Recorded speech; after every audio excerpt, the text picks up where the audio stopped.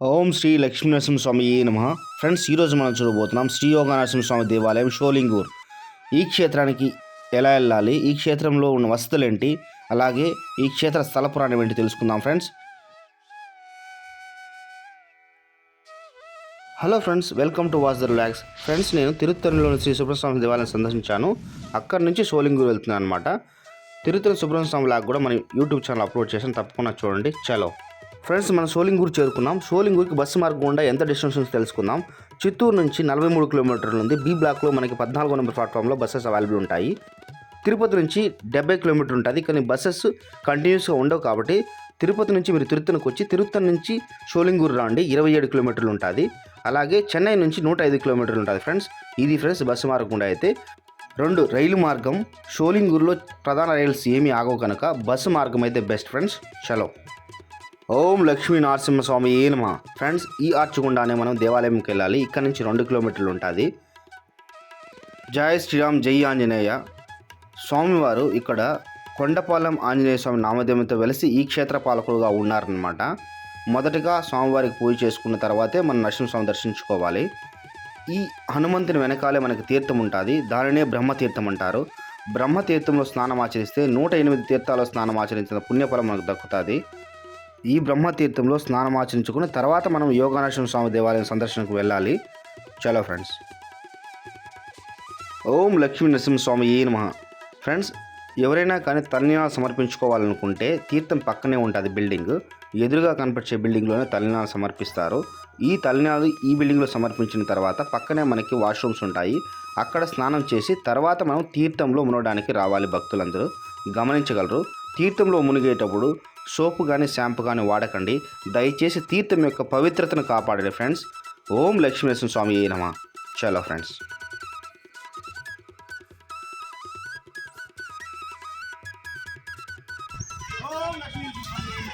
Friends, షోలింగూర్ bus stand నుంచి అలాగే ఇక్కడ కనపర్చి ఆటో స్టాండ్ నుంచి మనకి ఆటోస్ అవైలబుల్ ఉంటాయి దేవాలయం వరకు.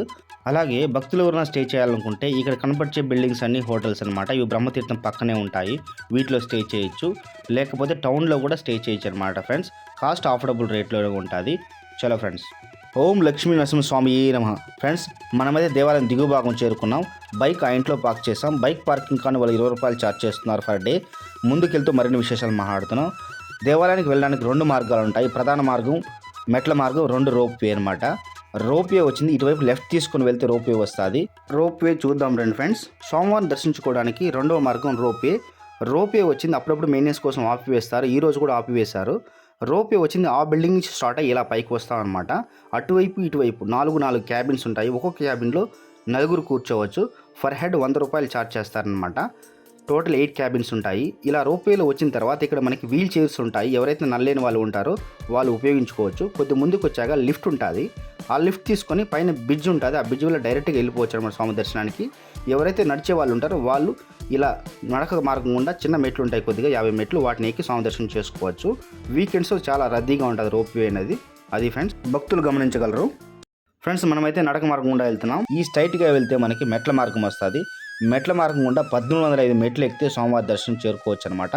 అక్కడ కనపడిచేయకుండా స్వామివారి కొండ గుడి. ఓం లక్ష్మీ నరసింహస్వామి నమ. ఇక్కడ మనం ముందుగా స్వామివారికి కావాల్సిన కాయ కర్పూరం అన్నీ ఇక్కడ తీసుకొని తర్వాత స్వామివారి దర్శనానికి మెట్ల మార్గం గుండా వెళ్దాం మనం.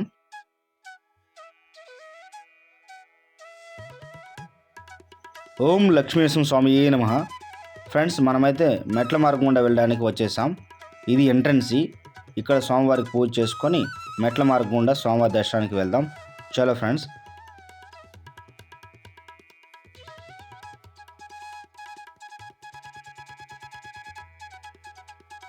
మెట్ల మార్గం గుండా కొద్ది ముందుకు వెళ్ళగానే కోనేరు ఉంటుంది. కోనేరుకి ఎదురుగా పెద్ద రావి చెట్టు. ఆ రావి చెట్టు కింద భక్త ప్రహ్లాద స్వామి గుడి మరియు కోనేరు పక్కనే హనుమంతుని గుడి ఉంటుంది.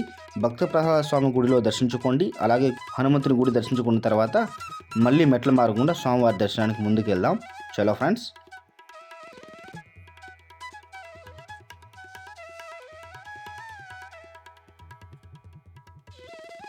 ఓం లక్ష్మీ నరసింహస్వామి నమ. ఫ్రెండ్స్, మనం దాదాపు 500 మెట్లు ఎక్కేసాం. ఈ మండపం దగ్గర మనకు చిన్న షాప్ అవైలబుల్ ఉంది. ఇక్కడ మనకు కావాల్సిన స్నాక్స్, కూల్ డ్రింక్స్ తీసుకోవచ్చు, భక్తులు గమనించగలరు. అలాగే ఈ మండపం పక్కనే మనకు బాత్రూమ్స్ అవైలబుల్ ఉన్నాయి.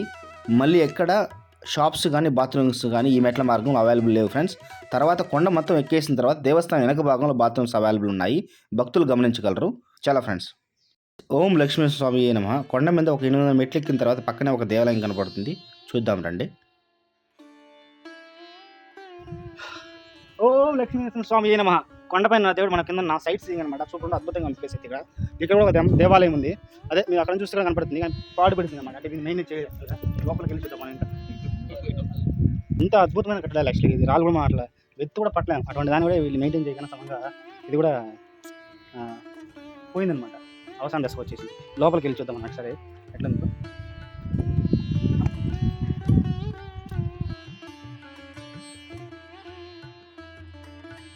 ఓం లక్ష్మీ నరసింహస్వామి నమః. ఫ్రెండ్స్, దేవాలయం ముందు భాగం మీరు చూస్తే ఈ స్తంభాలను చాలా అద్భుతంగా కట్టారు. భూమిలోకి ఇవి లేవు, జస్ట్ పైనే పెట్టున్నారు. చూడండి, మీకు కనపడుతుంది కదా, అక్కడ పైన వాటిని పెట్టున్నారు. ఎంత చాకచక్యంగా వాటిని కళా నైపుణ్యంతో వాళ్ళు నిర్మించి ఉండాలి ఈ దేవాలయాన్ని అప్పటి కాలంలో. ఇంత మంచి దేవాలయాన్ని గవర్నమెంట్ వాళ్ళు సమంగా పట్టించుకోకుండా అవసాన దశకు వచ్చేట్టుగా చేస్తుందన్నమాట. ఎండోమెంట్స్ డిపార్ట్మెంట్ వాళ్ళు ఏం చేస్తున్నారో మనకైతే అర్థమవట్లేదు. హైందువులు ఇప్పటికైనా మేలుకోవాలి ఫ్రెండ్స్. ఈ దేవాలయం ఎంటర్ అవుతాను, చూడండి గర్భగుడి ఎంత అద్భుతంగా ఉందంటే అంత అద్భుతంగా ఉంది. డైరెక్ట్గా చూస్తే మీకు అర్థమవుతుంది.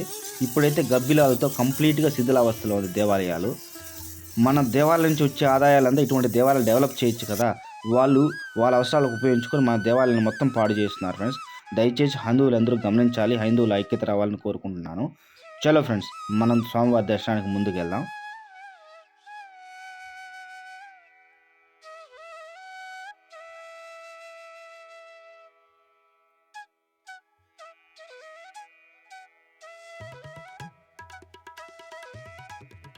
ఓం లక్ష్మీ నరసింహస్వామి నమః.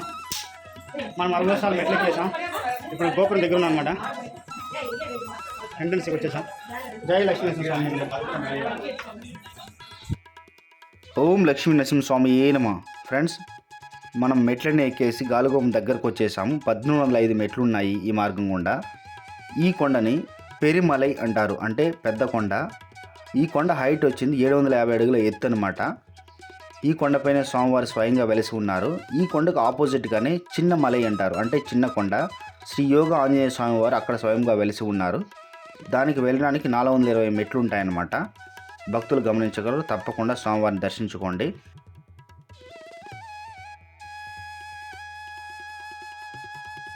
ఓం లక్ష్మీ నరసింహస్వామి నమః. ఫ్రెండ్స్, మనం ఇప్పుడు గాలిగోపురం దగ్గర ఉన్నాం. 750 అడుగుల ఎత్తులో ఉన్నాం. ఇక్కడ నుంచి చుట్టుపక్కల ఉన్న పరిసర ప్రాంతాల సైట్ సీయింగ్ చూడండి, చాలా అద్భుతంగా ఉంటాయి. అలాగే అక్కడ చూడండి, కొండను మొత్తం తొలిచేసాం. అది మన మనుషుల యొక్క తీరు, ప్రకృతిని నాశనం చేస్తాం అనమాట. అలాగే చూడండి, అక్కడ కనపడిచే గుడిని ఎండోమెంట్స్ డిపార్ట్మెంట్ వాళ్ళు పట్టించుకోక పాడైపోయింది, శిథిలావస్థలో ఉంది. చుట్టుపక్కల సూపర్గా ఉందండి ఇక్కడ నుంచి చూస్తుంటే సీనరీ అనేది. ఓం లక్ష్మీ నరసింహస్వామి నమః. మనం ఇప్పుడు దర్శనానికి వెళ్దాం. చలో ఫ్రెండ్స్. ఓం లక్ష్మీ నరసింహస్వామి నమః. గాలిగోపురం గుండా కొద్ది ముందుకెళ్ళి రైట్ తీసుకుంటే స్వామి దర్శనానికి వెళ్తాం. స్థల పురాణం తెలుసుకుంటూ స్వామి దర్శనం చేసుకుందాం. ఈ క్షేత్రం 108 దివ్యక్షేత్రాల్లో ఒక అద్భుతమైన దివ్యక్షేత్రం. భక్త ప్రహ్లాద చరిత్రలో భక్త ప్రహ్లాద తండ్రి అయిన హిరణ్యకశిపుణ్ణి ఉగ్ర నరసింహ రూపంలో ఉన్న స్వామివారు వధించిన తర్వాత ఆ భీకర ఆకృతిని చూసి భక్త ప్రహ్లాదు భయపడగా స్వామివారిని ప్రార్థించగా ఆ స్వామికి శాంతించి ఉగ్ర నరసింహ రూపం నుంచి ఉపసంహరించి స్వామివారు స్వయంగా యోగముద్రలో వెలిసి ఉన్నారని స్థల పురాణం చెప్తుంది.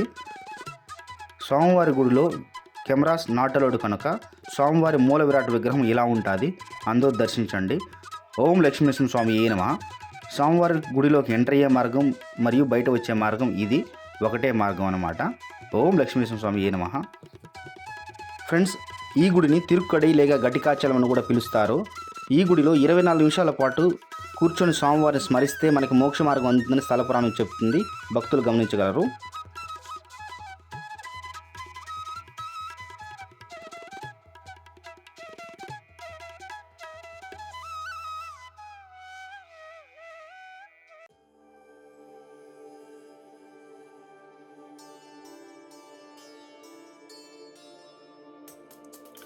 ఓం లక్ష్మీ నరసింహస్వామి నమః. ఫ్రెండ్స్, సోలింగూరు యోగా నరసింహస్వామి దేవాలయం విశేషాలు కంప్లీట్ ఇన్ఫర్మేషన్ మీకు అందించాను. ఏవైనా డౌట్స్ ఉంటే కామెంట్ రూపంలో షేర్ చేయండి, నేను మీకు రిప్లై ఇస్తాను. వీడియో మీకు నచ్చింది అనుకున్నాను. నచ్చితే లైక్ చేయండి, షేర్ చేయండి, కామెంట్ చేయండి ఫ్రెండ్స్. ఇలాంటి మరిన్ని మంచి వీడియోస్ కోసం మన ఛానల్ తప్పకుండా సబ్స్క్రైబ్ చేయండి. మరో మంచి వీడియోతో మీ ముందుకు వస్తాను. అంతవరకు సెలవు. జై హింద్, జై భారత్. మీ వాసు సైనింగ్ ఆఫ్. ఓం లక్ష్మీ నరసింహస్వామి నమః.